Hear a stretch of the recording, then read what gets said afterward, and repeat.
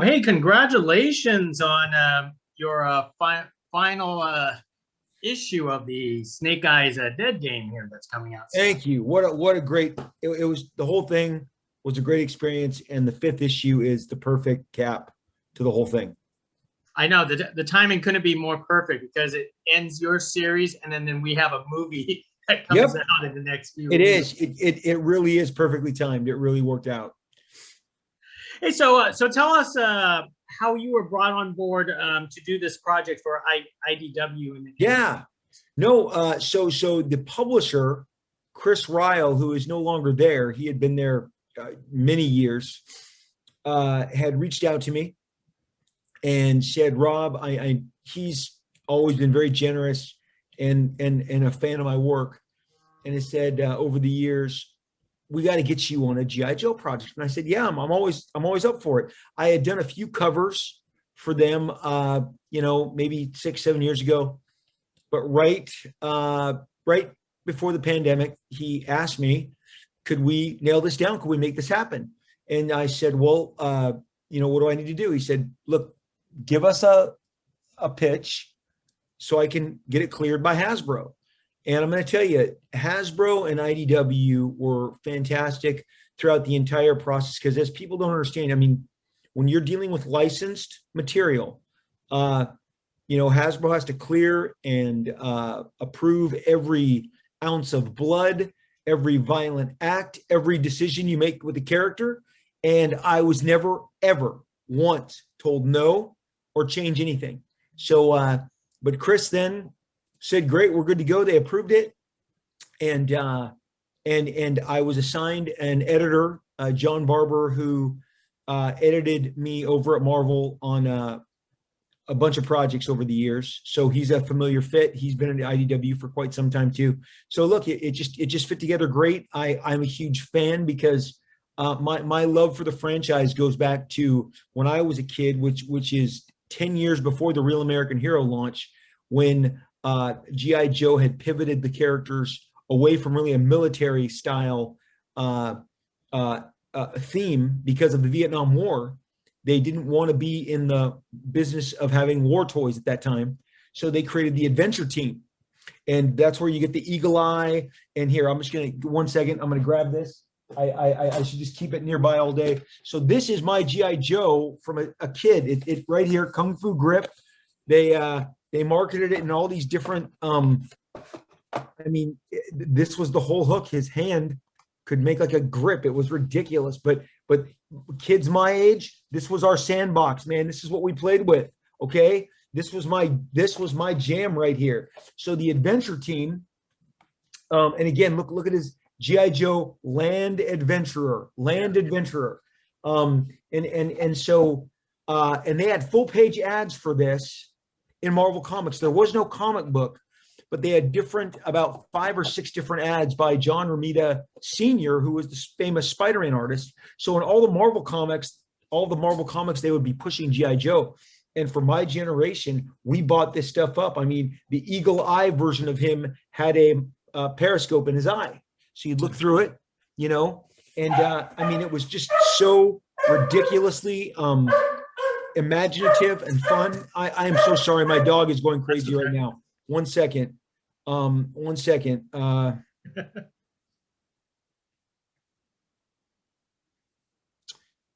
on. Sure.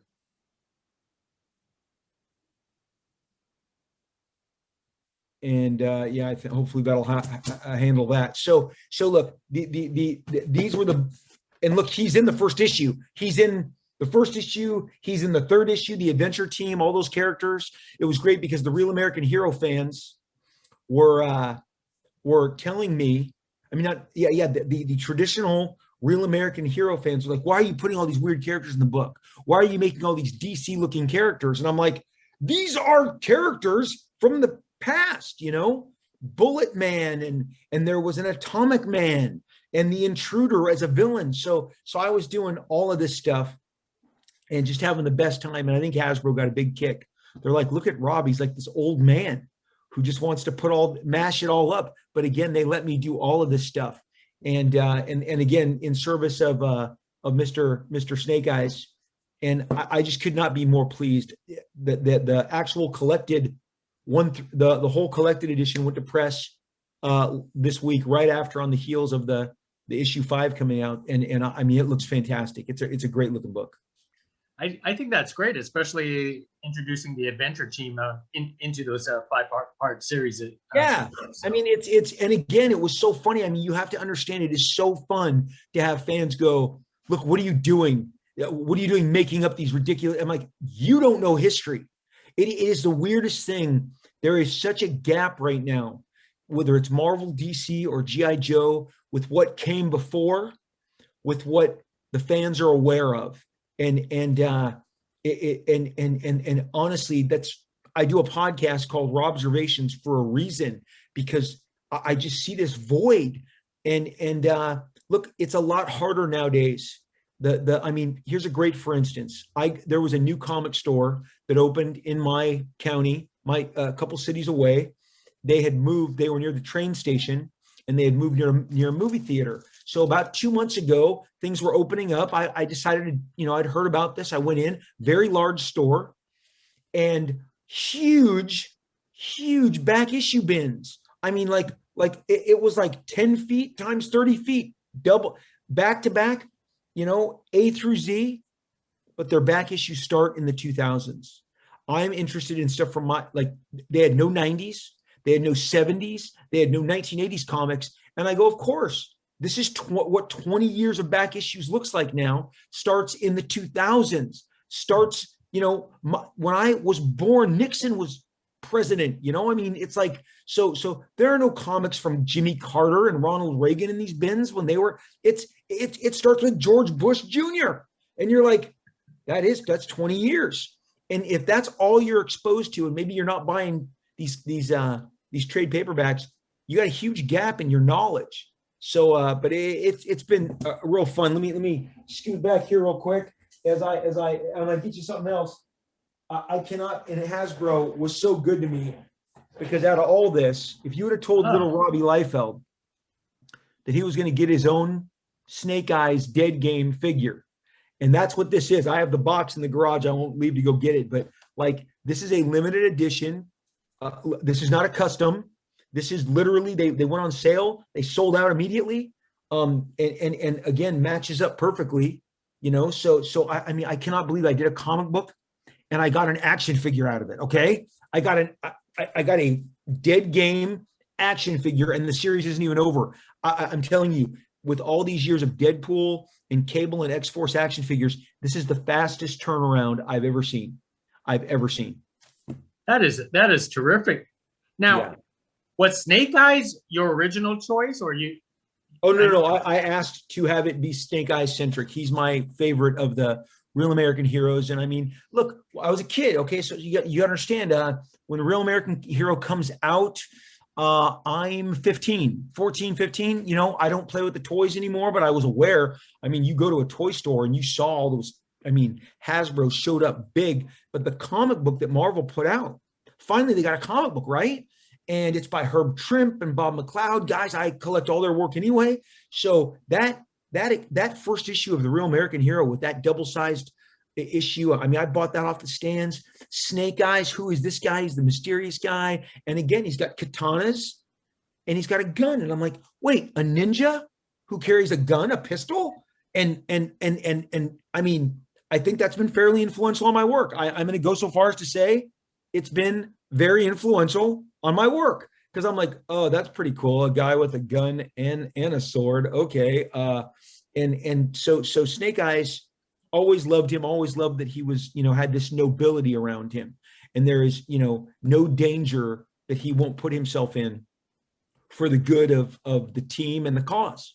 And so I really wanted to push the envelope with Deadgame and show that he is in way over his head. I mean, the entire time, he just keeps getting deeper and deeper and deeper.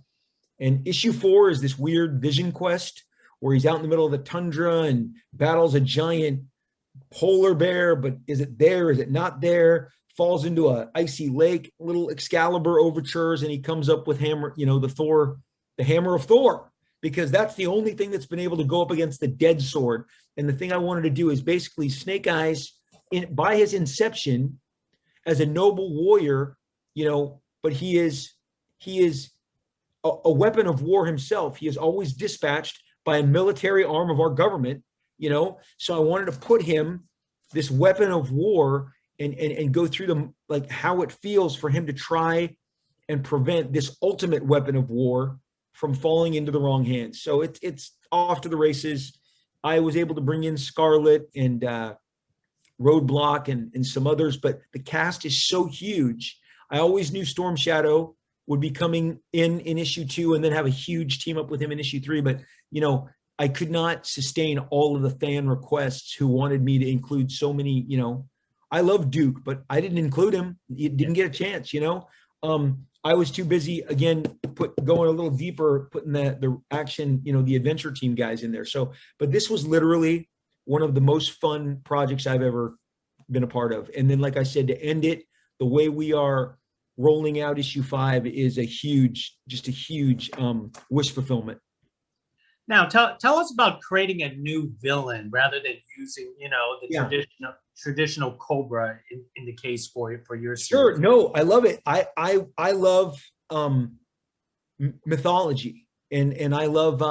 I wanted to do something that was more on the mystic side, because again, the minute you get into the Eastern arts and the ninja training, you can get into some really, cool supernatural stuff. And I wanted to go back, have this ancient evil that almost conquered the world. We see in the first 3 issues, we show you that Thor was the only thing standing between him taking over the world at that time, and his Nordic armies and the hammer, and it was the only thing that was able to fell Kirigun. But of course, the evil doesn't die, and so that's why, again, in the first issue, Snake Eyes is racing against time based on this information that this group is resurrecting, has located the exact, place where Kirigun died. And so again, his mummified remains are resurrected, and then we're off to the races. And Snake Eyes sees exactly what he's up against and is dedicated to trying, to defeat him. But at that point, Kirigun still needs the sword of death, the dead sword. And so then we go to the jungle.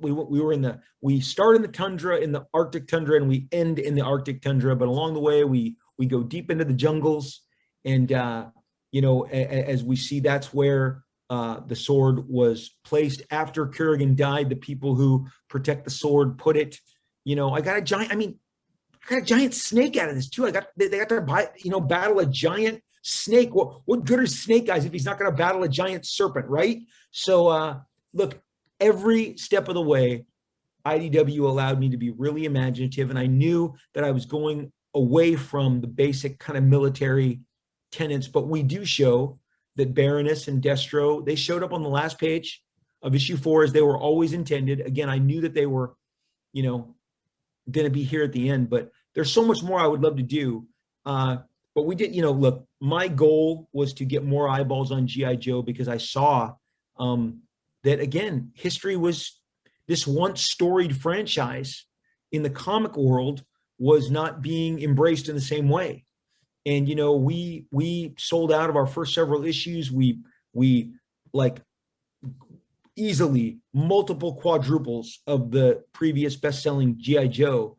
And, hopefully I had people tell me I'd never bought G.I. Joe. I'm buying it because of you.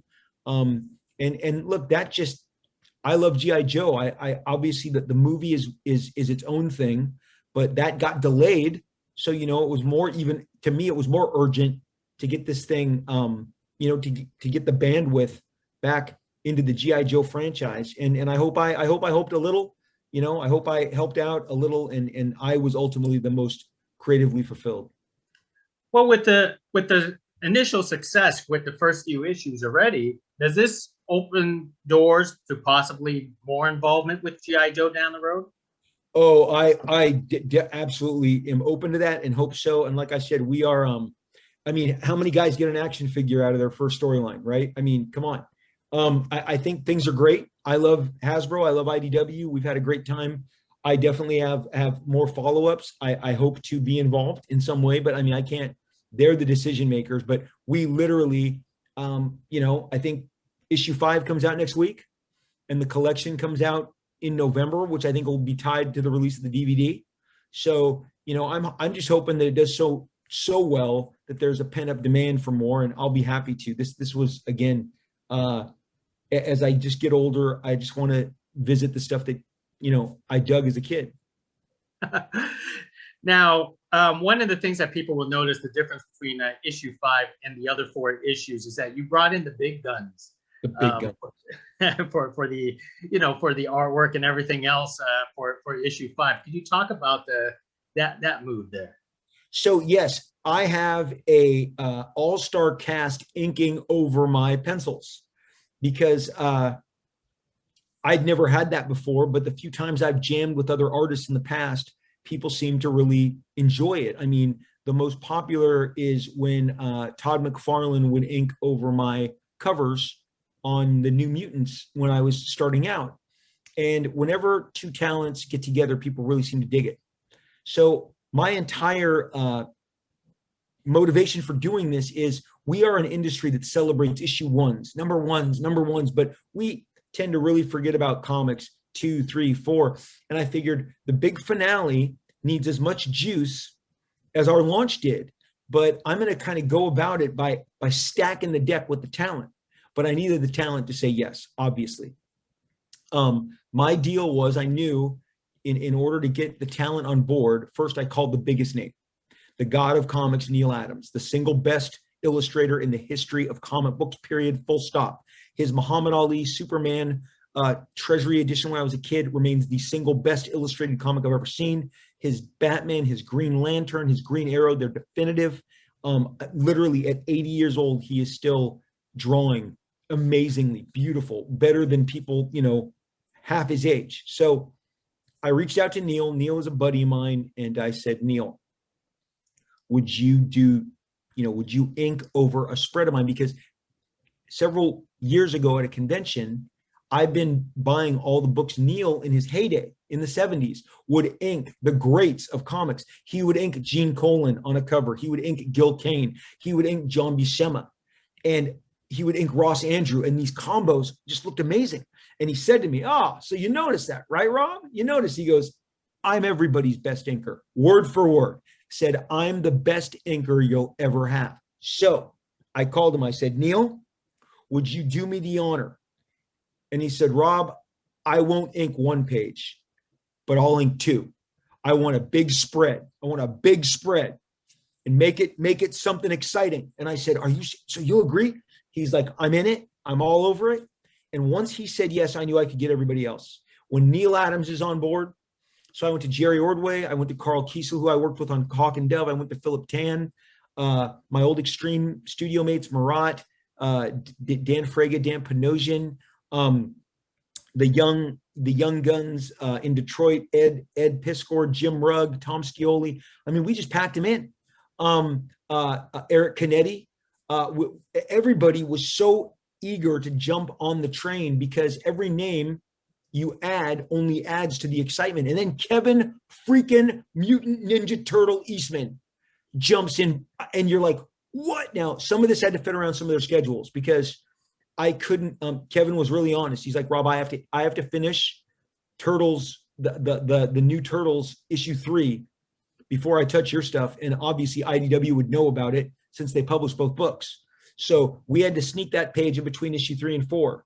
But I think it's worth the wait. I really do. I have looked at the 5th issue several times. It's very exciting. And you know what? I don't think I've talked about this with anyone else. We're doing an art edition. It's going to be called Snake Eyes Deadgame Declassified, and you're going to get black and white, so you can see the black and white line art without the color on top of it. So you're just going to see the pure. But yeah, man, I would send all of these guys the exact way I would pencil any page, but I mostly ink myself. So, you know, it was fun to send and I told everybody, have fun with it. Just, if, you know, draw on top of me, do whatever you want, or ink it as faithfully as you want. It's up to you. And I told everybody could keep their own page. Like, you keep the art. That was kind of part of the agreement. And so, as you've seen from the file, the PDF, it came out great. It looks amazing.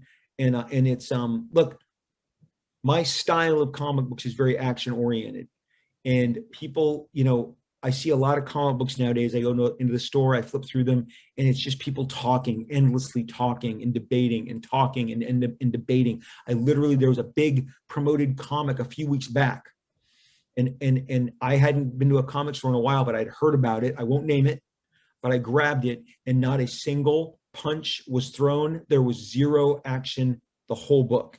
And I go, what happened to comics? This is not what Jack Kirby intended. This is not what the gods of comics wanted. They want action. That we are a visual medium. We are not novels. If you take our pictures away, then you're just reading a book. And we are supposed to be exciting you and enticing you with our visuals. And so I always try and really turn up the volume and make the pages as loud and as exciting, again, in honor to the guys who inspire me. And again, like Jack Kirby, John Buscema, that was always their approach. So I think it came out great. I can't wait for everybody to see it. I think it looks great. I mean, I sure missed the print editions of holding in my hands and attending Comic Cons right now. But, of course. But hopefully that we return to all that pretty soon. Oh, it's coming back. It's coming back. The pent up demand is bigger than anybody realizes. Absolutely. Now, I also want to basically touch upon that you have another project that's actually coming up pretty soon. Yes. XForce Killshot. Could you talk about that? And because that's a one shot. It is. It's a big celebration. Look, Marvel is really excited to bring this to you guys because XForce was a big moment in their publishing history. I mean, they sold 5 million copies of a comic book featuring characters that didn't exist 14 months before that book existed. And XForce is a real interesting, as I get older, I appreciate more. And you have to stand back sometimes. When I was in the middle of it, I was just trying to compete with Wolverine and Spider-Man. My friends had the two most popular comic book characters that they were drawing. Spider-Man and Wolverine are popular even when they're not done well because they're Spider-Man and Wolverine. With the New Mutants, I had to keep pace. And I've talked about this quite a bit on my podcast, but the mindset of 21-year-old Rob Liefeld was you can't get left behind. And New Mutants was a book they were going to cancel. They said, do whatever you want with it. Fix it up. It's a fixer-upper. If you can turn it around, great. So that's why they let me bring in Cable and the Mutant Liberation Front. I always tell people, issue 86 is my first issue on the book, but that's wrapping up previous storylines. Issue 87 has 14 brand new characters you've never seen before. And Marvel put out a magazine at the time called Marvel Age Magazine. And it's fun to go back through it. And again, look through it with old eyes now. But they ran 2 back-to-back months of feature called Rob Liefeld's New Mutant Sketchbook. Here are the new characters and designs coming your way from new artist and creator Rob Liefeld. And it has Cable and Strife and all the MLF. And, our sales took off. They started doubling every month. And by the time we got to New Mutants 100, and literally that's only 2 months, New Mutants 100, I take over writing the book with New Mutants 98, and I give you Deadpool and Domino and Shatterstar and Feral, and we just start stacking the deck. New Mutants 100 sold 1 million copies with no gimmicks. It has no scratch and sniff cover, no acetate, no glow in the dark. It's just a comic book with 2 staples, 48 pages of story and art, and the fans ate it up, and Marvel had to go back to press 3 times on that book. And I felt like, wow, this is really setting the stage. And I would go to stores. You mentioned stores and conventions during this period, and the interest was growing and growing in the lines and the waits. And that's because people were digging this stuff. And again, there's no eBay at that time. People aren't flipping these. There's only 2 or 3 conventions, really big ones a year back in 1990, 1991. But then when XForce launches, it has those trading cards in each issue. So in essence, 5 trading cards, each copy sold 1 million copies. The Deadpool card sold 1 million, Cable sold 1 million, and they blew out. This when people go, oh, that was speculators. I go, we went back to press on XForce. We went back to press on a book that sold 5 million. There's a gold edition.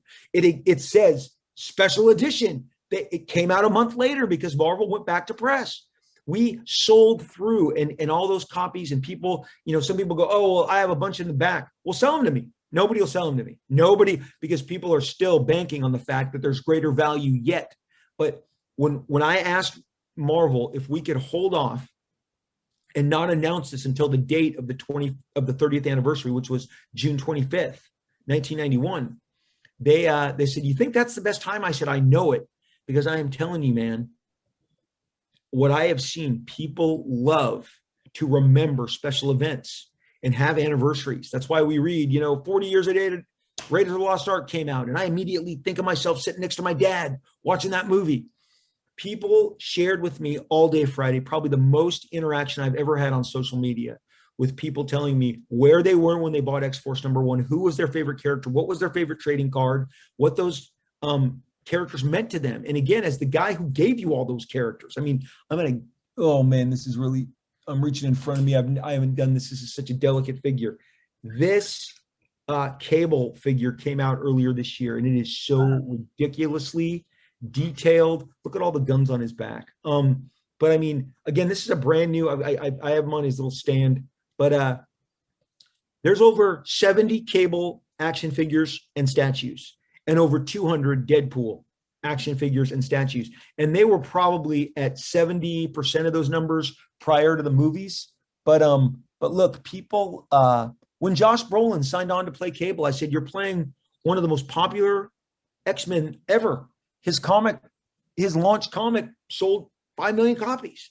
And, I would start calling Josh the Wild Man of Borneo, because, the thing is also Larry Houston, who produced the X-Men animated series, we were both guests at a show a few years back, and he goes, Rob, I couldn't get your characters on the show fast enough, because people, that generation also, not just from the comics, but a couple of years later, they were introduced to the animated series, and Cable was on that a lot. I mean, Cable was in multiple episodes, multiple story arcs. So these characters mean a great deal to people. And the fact that I can come back, I say it's like Steve Ditko drawing a Spider-Man story for you again. I mean, it's like Jack Kirby drawing, a Fantastic Four adventure again. It's a great pleasure to revisit them. I'm still book solid. I have work coming out my ears. I got these 30 Deadpool covers I'm doing. I got G.I. Joe. I just launched a book for Archie Comics today called The Shield. I love working. I exist to tell comic book stories. So the X-Men 30th is a one-shot that details the final war. 5 separate X-Force teams are assembled from different points in time to take down their nemesis Strife. And there's going to be a great emotional component to it, but to get to it, there's tons of great kick-ass action. I hope people, there'll be some fan service. People will really enjoy some of the stuff we do. I think the reason my career has stayed as I've thrived as much is I feel like I have good instincts for what people like, and that's what I try and give them. So I'm feeling pretty good about Killshot. I think people are going to dig it. Most excellent. Well, before I let you go, obviously, sure. On the side of the film business itself, Deadpool 3 is moving forward. Hopefully, sure. X-Force is moving forward. How much of a relief to you that Disney is finally moving forward with these properties? Oh man, I couldn't be more relieved. Look, it was important. So let me just be really candid. People forget Ryan Reynolds was a producer on the first Deadpool movie. He's a producer on Deadpool 2. Ryan doesn't just play the character. He writes the scripts. He crafts the movies alongside the producers and the director. And he got a screenwriting credit on the second movie for a reason. He did that much work on the movie. He's so ridiculously talented that he's only going to invest in doing another Deadpool movie if it's his vision. And so when they finally made the announcement, it was a relief to me, and it was a relief knowing that Marvel has acknowledged that Ryan's vision for this character is very important. And so knowing that he is making the creative decisions. And again, if you read that, you go back to December when they announced Deadpool 3, Kevin Feige is quoted in talking about Ryan in glowing terms I have never heard him talk about anyone. because I think the realization set in, this guy is a special talent. You know, I don't know whether Robert Downey Jr. wrote, you know, I don't believe he wrote screenplays for Iron Man. You know, I don't think Chris Hemsworth has written Thor scripts, but I mean, Ryan has gotten down in the weeds and has produced and has, on the set, I mean, during the breaks, when I was on set in Vancouver on both Deadpool 1 and 2, Ryan takes tremendous pride of ownership and huddles with the director and the producer after every scene. And I've seen him make tweaks in real time, change the way things were done. So I'm just thrilled. And here's the deal, because I was just at a screening last night for Black Widow with all the fans at the Marvel premiere in LA. And that Marvel logo, that MCU authenticity means so much to people. They go crazy. They absolutely go crazy. And when that MCU logo flashes on Deadpool 3 and all that means that he's in the MCU officially, I think people are going to lose their minds. They're just going to lose their minds. I've seen it. Just the announcement made people lose their minds. So it's going to be great. Hopefully it gets here sooner than later.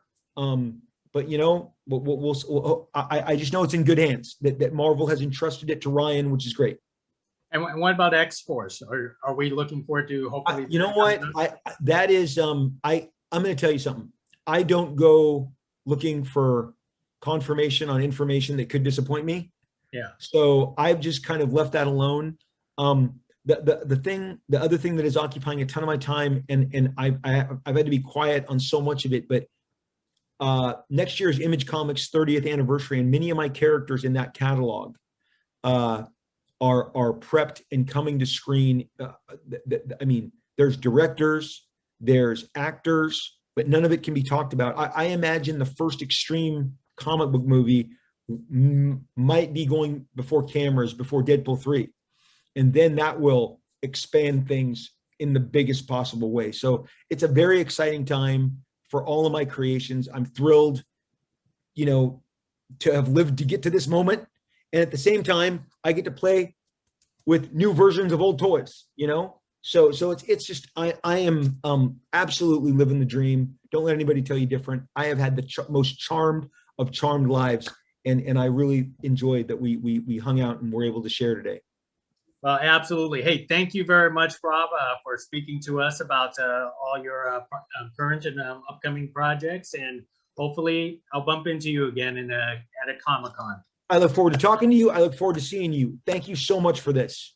Hey, thank you, Rob. Appreciate okay, take care.